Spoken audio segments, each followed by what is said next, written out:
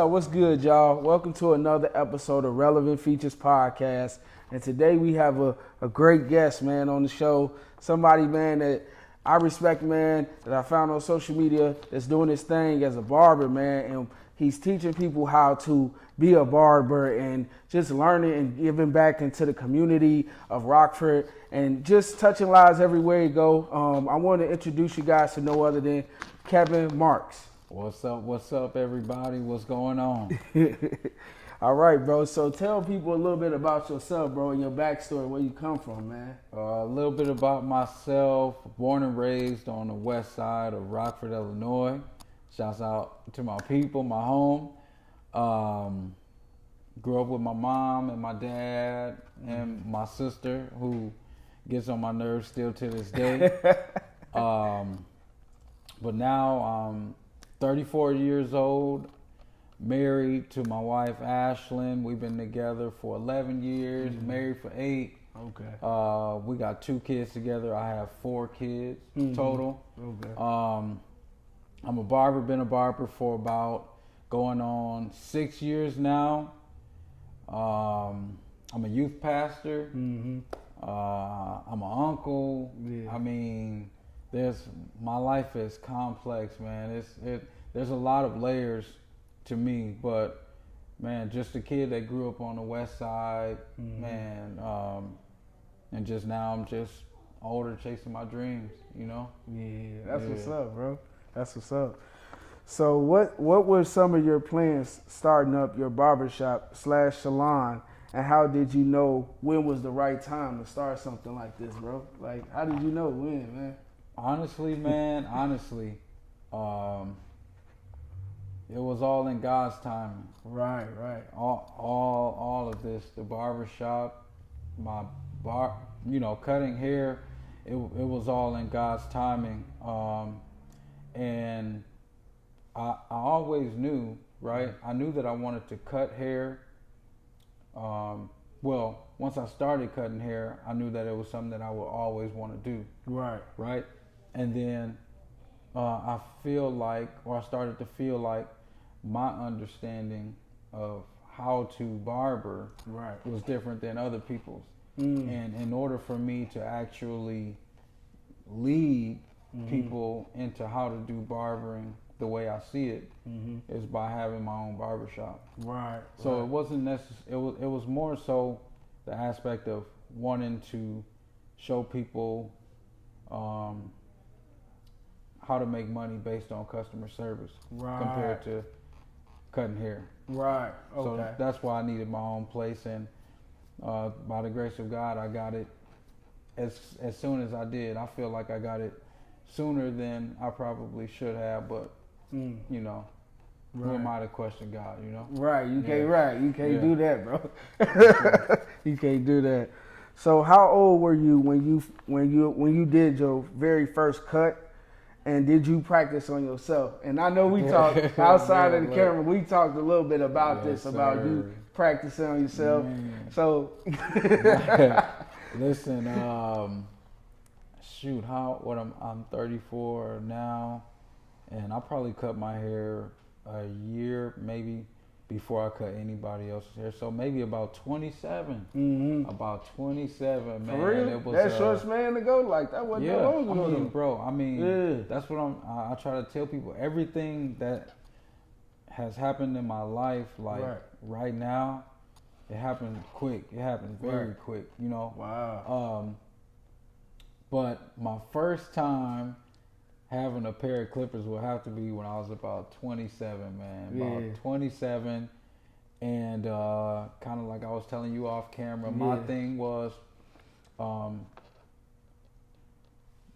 wasn't a younger guy hanging around a bunch of barbers or anything like that.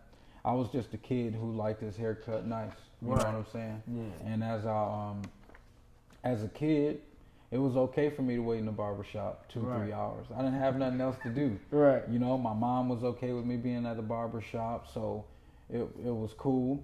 But then I became an adult. Obviously, I had my first daughter when I was 19.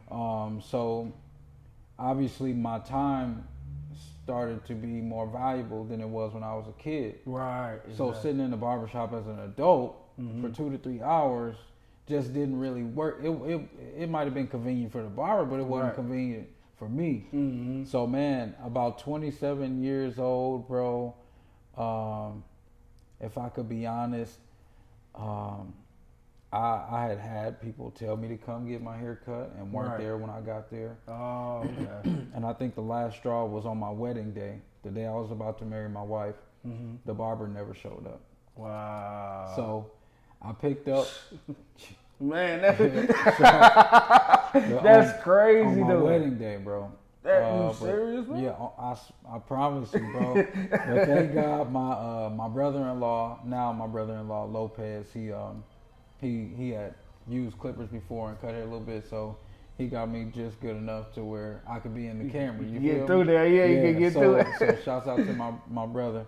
But after that, man, it was like I won. I didn't even buy it. I won it, bro. Like at a church event. Really? They had little raffle tickets. Yeah. And I won, and it was like, you could pick out of these items, and I picked a pair of clippers. Wow. Never thought about using them. I had them for a while. Yeah. And eventually, after everything started to take place with the barbershops and whatnot, I opened that thing up, man, and cut my hair. It was terrible. It was terrible. I thought you were going to say it was good. No. It was terrible. It was terrible, like Michael Jordan terrible. Oh, no, bro. Yeah. You went bald? Yeah. I didn't understand, like, the guards, 1, 2, 3. I just knew it was a clipper, and I started at the top. Oh, no, yeah. bro. And it was like, yeah, like, you know, so, yeah, I started at the top. It was terrible. But, man, I don't know if you've ever made a mistake, but at the end of it felt like you should keep trying. Yeah, you know what I'm saying? I know that. It was like that terrible haircut. It was crazy because it was a terrible haircut, but I was proud that I did it. Right, really? You know what I'm saying? Yeah. It was bogus. It was bogus, but I did it. Right. You know You wasn't a little mad, though. You was a little mad, though. I was like, I cut it on a Saturday night, and then, you know, you can't wear hats in church. Right. You can't, so I'm walking around, people looking at me, they ain't saying nothing, but you know what I'm saying? I know what they was thinking, but it was crazy.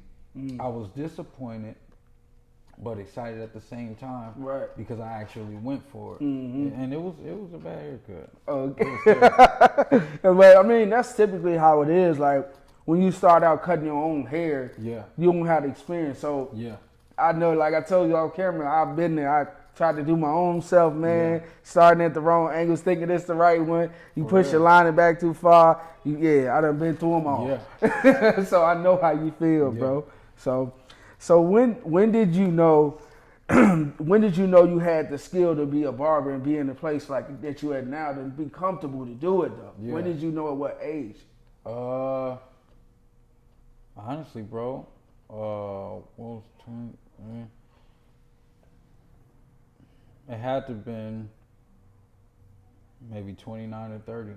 Maybe 29 or 30.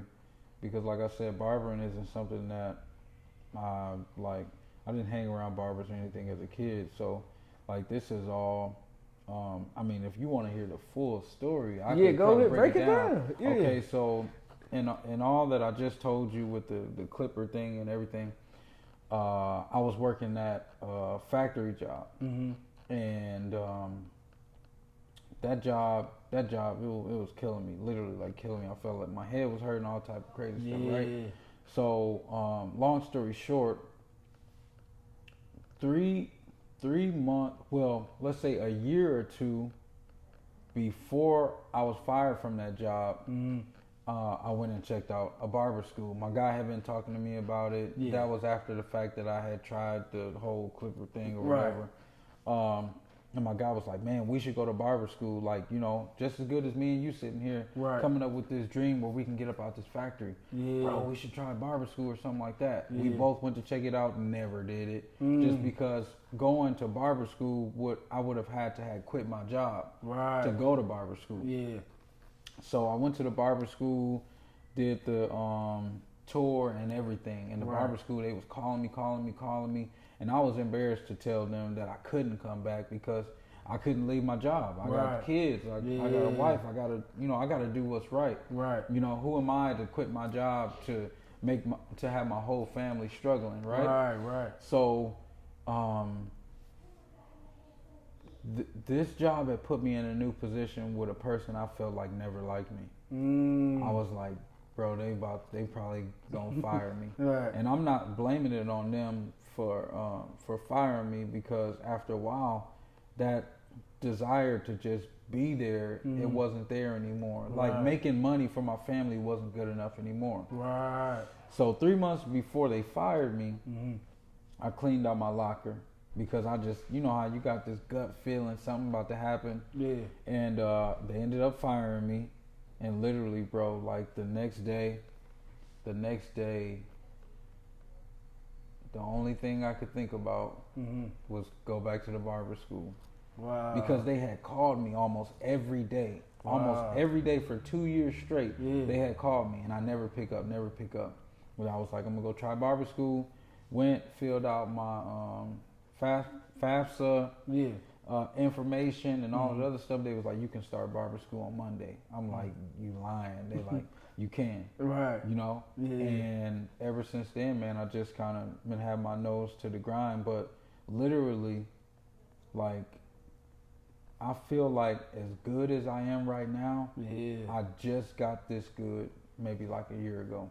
Wow. And then seriously, now you have your own establishment and everything. Yes, sir. Man, that's definitely God, bro. Yeah. Especially at that rapid of a pace. Yeah. You know what I'm saying? Yeah. It's beyond yourself, bro. Yeah. There's something like it happens so fast. It happened very fast. And I think it was based on the fact that I was just looking for a place where I could serve people and not make money. I know the money was going to come anyway. Yep. But if I just serve people, that's why I tell people customer service is my biggest thing. Right. If you are disappointed in my customer service, I'll give you the haircut for free. Right. It don't bother me. Right. I tell people I'm cutting your hair for free anyway.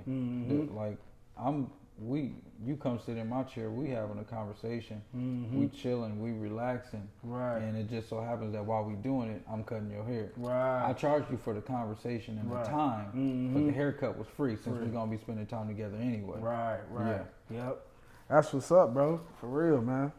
So, what made Kingdom Cutz a unique compared to other barbershops? You would say, in your opinion. Yeah. As far as the Rockford area, like what makes it unique to you? It stands out. What's something different about it, you feel like? I would say because it's literally a barbershop built for people. It has nothing to do with money. Right. Of course, I want money. Right. So I can, because I got to take care of my family. Right. But literally, my mission statement is lifting spirits through hairstyling. Right. Giving every client what they want and what they ask for. Exactly. You know what I'm saying? Yep. It's literally built on people. I think a lot of businesses in general, and I'm just not saying barbershops, are built around strictly just making money. Yeah. Right? Yeah. So I'm saying this to say, of course, I wanted to open a business so people could make money. Right. But to make money was not the original idea of owning my own business. Right. I've been to plenty of barbershops and saw how people are treated. Right. And the desire for more money will have 2-3 people waiting for the same person. If you know you can't get us all at the same time, how about you just tell me to come when you can get me? Right, right. We like to call them appointments. Right. You just tell me to come at 12:30. I'm gonna come at 12:30. You're gonna get me in at 12:30. I'm gonna get out shortly after 12:30. Right. But if you know you can't get me, why tell me to come at 12:30 and you really can't get me until 2? Exactly. Yep. You know what I mean? Yep. People come in here and they ask us all the time, you only take appointments? And we say no. We actually take walk-ins. when we can. Mm-hmm. We're not gonna force nobody in our chair. Right. Or if you have to wait for a while, we'll let you know. Right. So the unique thing, honestly, about this barbershop is that the owner is a extreme people person. Right. And we just want people to leave happy. Right. I can't even sit up here and say that we give the best haircuts in Rockford. I can't even say that. Right. I can tell you we got some dope barbers. Right. And some hairstylists and whatever we got, we'll give anybody a run for their money. Right. But for us, it's not about being the best compared to everybody else. Right. It's about being the best version of ourselves together, right. which makes us a dope team. You know what I mean? Yep, that's what matters though. And it ain't got to be about everybody else. Yeah. Yep. Yeah. I noticed on your Facebook business page that you have been an educator as well, as far as cutting hair and everything else, and doing like one-on-one sessions. Yeah. So, teaching people like how to, you know, in these one-on-one sessions, what has that experience been like for you? It's been amazing. Honestly, I give God all the glory for everything that's happening in my life right now, but I cannot lie and say if a person goes and does a dope fade and somebody was like, man, where'd you learn how to cut hair? And they be like, oh, Kev taught me. Right. That feels good, bro. Yeah. And we need, a lot of people want to acquire knowledge and not share it. You know? Yep. I've done more free classes than I have done for money, right? Just because obviously there's some things that we all need to know, and I know for sure, for a fact, just like what I just said, I would rather somebody find out that I'm out here teaching people than for one person to come and pay me to teach them and never tell anybody. Right. If that makes sense. It does. I would rather get a room, 10, 20 people, teach them all for free. Right. And if they all told 5 people that I teach how to cut hair, that means at that moment I got at least 100 prospects now. Right. You know what I'm saying? Yep. So I think being an educator for real, like that to me, it's almost as fun as cutting hair because I know. Like where you are, right? I know what it was like to be there, right? So I'm gonna tell you some things that'll let you skip like 2 years of what I went through to figure out what it is that I was trying to figure out, right? You know what I mean? Yep. So, yeah, definitely educating, and I'm licensed. If any school want to bring me on or however, I'm a licensed barber and I'm a licensed barber educator. I'm legit. So. Yeah, for sure. Yeah. Let that be known for sure. Because I don't just have anybody on this show, y'all. For real. I did my research to know that too as well. Yeah. So what's like having a barbershop like this, like you said, that has the values and morals that you guys go by?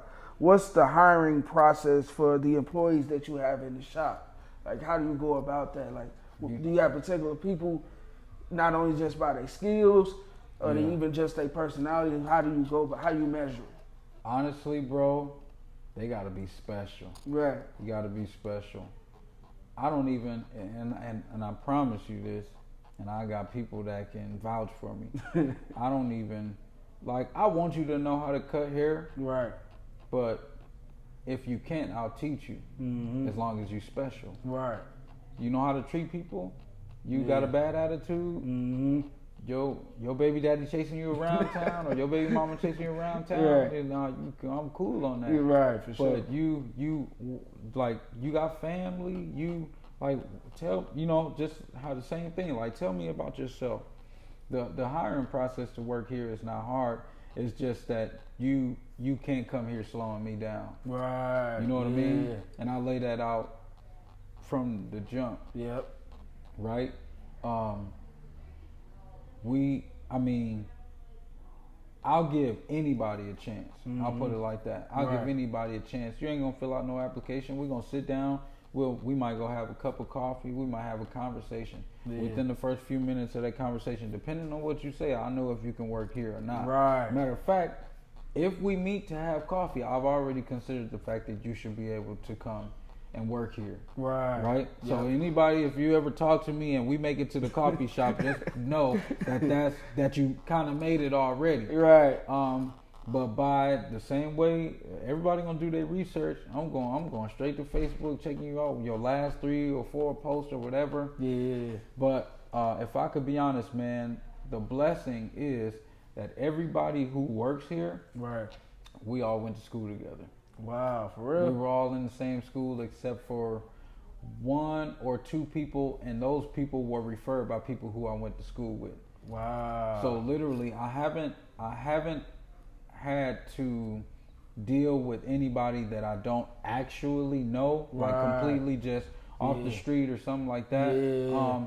Just because I feel like, you know, dealing with people, it would be easier for me to deal with somebody that I heard about, that I know of, than it would be to get to know somebody that I don't know at all. At all, yeah. Not saying that I wouldn't hire somebody that I don't know at all, right, but you would have to be special. Right, for sure. You know what I mean? Like something has to pop as soon as we meet. Right. I met one guy, I'm not gonna say his name or whatever, but we met, he introduced himself. I took his information later on, he sent me his rap video. I was like, okay, all right, cool. So you're a rap artist too. Right. Okay. But at the time, I think I was looking for somebody who's like focused on barbering. Yeah. Because what I'm trying to do is going to take a whole lot of attention and a whole lot of focus. Right. You know what I'm saying? Yep. But the hiring process is easy. The biggest thing is just getting in front of me. Right. You know, it's hard for me to hire you through somebody else or whatever. Like, come talk to me. And we got some new talent coming up here now that, you know, and like I said, being the best hair cutter or best hairstylist is not a requirement to work here. Exactly. You just got to be basically a people's person and have a special type of attitude. For sure, for sure. So also, like I said, I done my homework, you know, about you, like, and I noticed, you know, on social media as well. What you spoke about is that I'm not past knowing is that you're a pastor as well. Yeah. And I wanted to say congratulations on that, on being promoted, you know, as of, what was that, last year? Yeah. I would say? Yeah. So last year, man, and how was that journey becoming a pastor, bro? Because, you know, I'm not self-righteous or nothing like that, but God is first in my life, you know what I'm saying, and everything that I do. Yeah. And, you know, but how was your journey, like, within that? Honestly, I think we will all get to a point where we will eventually be tired of doing what hasn't worked for years. For real. And meeting my wife revealed that to me. Mm-hmm. Meeting my wife and seeing how special she was, and I almost had to be willing to do whatever was necessary in order to keep her in my life. Right. One thing that I learned is the old version of me couldn't keep her. You know what I'm saying? Yeah. So I'm not, and I don't want anybody to think, well, so you got saved just to be, no. The unsaved version of me couldn't be with my wife. Right. Because she didn't deserve that version of me. Right. My wife got with me when I was tired of myself. So I was already tired of myself before I met my wife. Yeah. But she revealed to me, like, God revealed to me through my wife that it was definitely time for a change. Yeah. He had better plan for me. Right. He had better people to be around for me. Yeah. And being around my wife, he revealed that to me. So the journey has been crazy because I've been battling with what I've always known and what I want to know. You know what I'm saying? That's deep. And that's deep. That's deep. I know that feeling. Bro, that's a dangerous place. It is. Because you have to be willing to let go of what you've always known. Yeah. And open more space up for what you really want to know. Man. And I was looking for something different. I had always felt like there was something, but I never could pinpoint it until I started going to church. Right. And I found out that church, I became a better version of me by the grace of God. Right. I became a better version of me, and the people, and wow, that's beautiful, man. I said this to somebody the other day. I deserve the best version of you. Mm-hmm. You shouldn't bring me this messed up version of yourself. Right. If we're gonna be friends, then we gotta be the best friends for each other. Right? Yep. So why come to you half-hearted and all my mind is not together or whatever? I said we ought to be working on ourselves for everybody else. Right. And that's my journey I had to realize that the journey eventually, it wasn't always just about myself. Yeah. It was about my kids. Right. It was about my wife, because a broken version of me is what they would get. Right. Yep. So I had to, this journey, man, it's been crazy, and nobody has seen the worst parts of this journey more than my wife. Because she was the one that, obviously the people that's closer to you, they get hurt the most in the middle of you trying to change and do everything that you're trying to do. Man. So I always tell people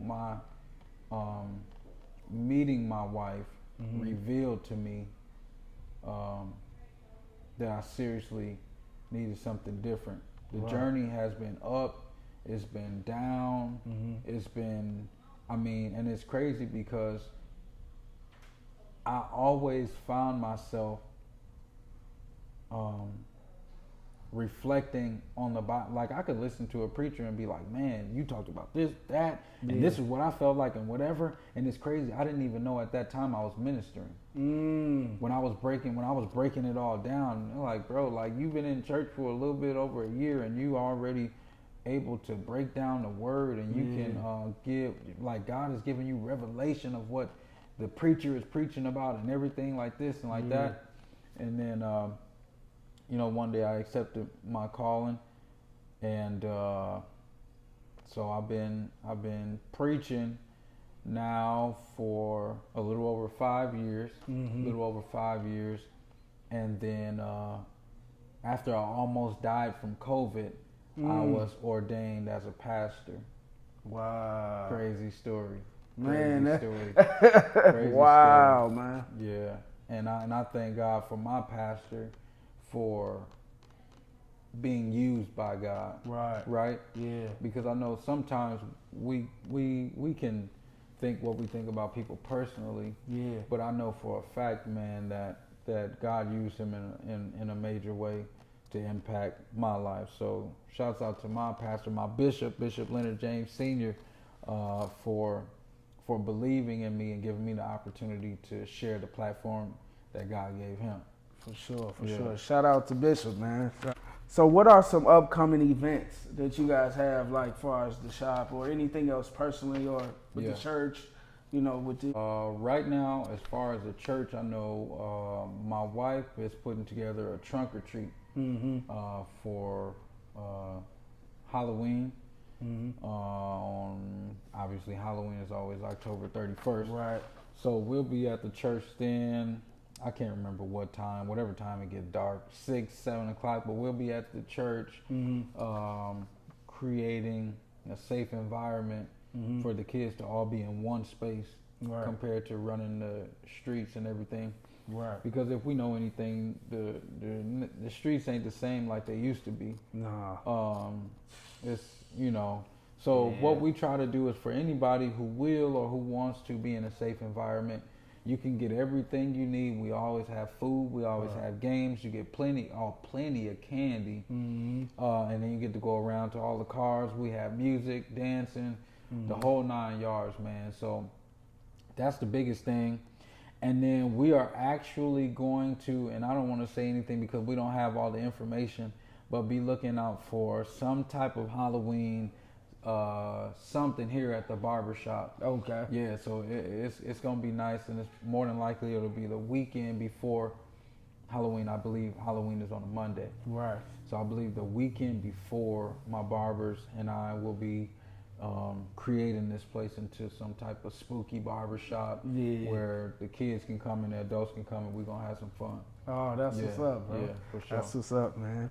Can you please give the people some, advice, some words of encouragement, Yeah, I would say honestly for entrepreneurs, entrepreneurship is really about overcoming obstacles every day. Yeah. Anybody who doesn't want to put up a fight should not be an entrepreneur. Right. Anybody who doesn't want to work should not be an entrepreneur. Yeah. Entrepreneurship is not your boss calling you and tell you that you work 9 to 5. Entrepreneurship is you waking up knowing that you got to work, you got to be there at 9 and you might not get off until 9. Right. You know what I'm saying? Exactly. So if anything, I would just say be strong and be willing to see past what other people see. Because everybody is not going to see the same thing as you. Everybody's not going to see your vision. Everybody's not going to understand where you're coming from. Some people you may start talking to and they'll be thinking you're speaking in a different language. Right? Yep. But you have to be willing to know what you want and to know where you're going. If you know those two things, what I want and where I'm going, what you need to be able to do is deal with whatever comes with it. There's going to be some good days. There's going to be some bad days. Right. There's going to be some days you might make, and I don't want to speak little on anybody, but there might be a day where you might make $500,000. Yeah. There might be a day where you might make $10. Right. But you got to be willing to put up with everything that comes with knowing what you want. Right. And knowing where you're going. I promise you, if you know those two things, and you can say, oh, that's it. Yeah, but you got to think. Having those two goals, what I want and where I'm going, there's so much within that. Right, yeah. And all I'm saying is be willing to deal with whatever comes with it. Yep. Some people going to walk away. Some people ain't going to want to invest in your business. Some people ain't going to want to pay you what you're worth. But I tell you right now, I tell people all the time, there's somebody for everybody, and I just might not be for you. Right. And you just have to accept the fact that you're not for everybody. There's some people that charge $5. There's some people that charge $500.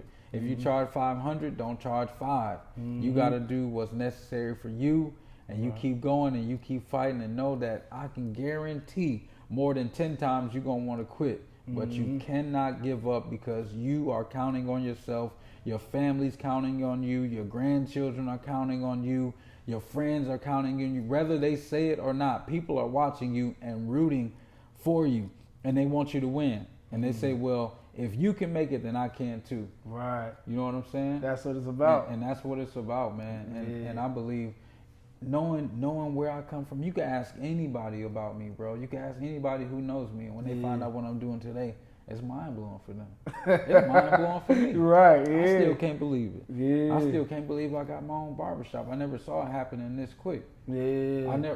Like cutting hair as good as I am. I used to tell people all the time, I've always rated myself as on percentage as far as my haircuts. Right. And at one point, I tell people all the time, like for the haircuts that I see myself doing, like I'm looking past the people, the mediocre haircuts, cool. Yeah. Nothing against mediocre haircuts, right. But I'm looking at the haircuts that look perfect. Yeah. Even if it's edited, even if it's filtered or whatever. Right. I want my haircut to be so good that you'll be like, man, somebody edited this picture. Right. Yep. So I tell people all the time, right now, if I could rate myself as far as percentages, I'm at about 90% right now. If I get that extra 10%, it's gonna be crazy, bro. It's gonna be crazy. Oh man, that's what's up, bro. Yes, sir. Well, man, I want to thank you so much for being on the show, bro. Yep. First of all, everything that you're doing, the contribution of everything that you're doing with providing, work for people, with having a business, being a pastor, spreading the word of God, what I'm saying? And everything else that you're doing, giving back, to the community. Yeah. Tell the people a little, like, where they can find you, to support the businesses that you have going on, and as well as if they want to be a part of the ministry, whatever else that you want to let them know, let them know. Okay, bet. Well, I would say, first of all, you can find me on Facebook, Kevin L. Marks, nothing special, not Kev from the way or nothing. Me on Instagram at Kingdom Cutz 88. Okay. Kingdom Cutz 88, and instead of an S on Cutz, there's a Z. So Kingdom Cutz with the Z, 88, and just DM me. Let's talk. You never know what kind of opportunities might come, even if the opportunities are not present. At least let me know what you have in mind or what you desire. I tell people all the time, well, just tell me what you think, and then we can go from there. Right. But you can find me on those two platforms. You can DM me. I always message back as long as it's like legit. And let's talk. There's opportunities for everything. Shouts out to my church family, Christian Union Full Gospel Church Ministries, right here in Rockford, 1705 Kilburn Avenue. We start church at 10:30. I had to go and put that plug in. There you go. So if you ever need a church home, or if you ever just need somebody to talk to, you want somebody to pray for you, however you want to do it, we have some awesome pastors, ministers, bishops, and all of that. So just get with me. For sure. Again, like I said, thank you, bro. And like outside of this, I want to, connect with you, man, because I feel like you're doing a lot of great things. Yeah. And like I said, I want to surround myself and my circle with people that's like-minded, that have a vision and just going forward and not hesitating for it, man. Yes, and sir. I see that drive in you, and I appreciate and value that, and that's why I got you on the show. For sure. And it means a lot to me. Yeah, I appreciate that. For sure. And I want to also, because I can't forget my Kingdom Cutz family, our home. Shouts out to all of our barbers and hairstylists. We got Wally, we got Christian, we got Yesenia, we got Christina, we got Leslie, we got Frank, we got Lyric, we got So, and then there's me.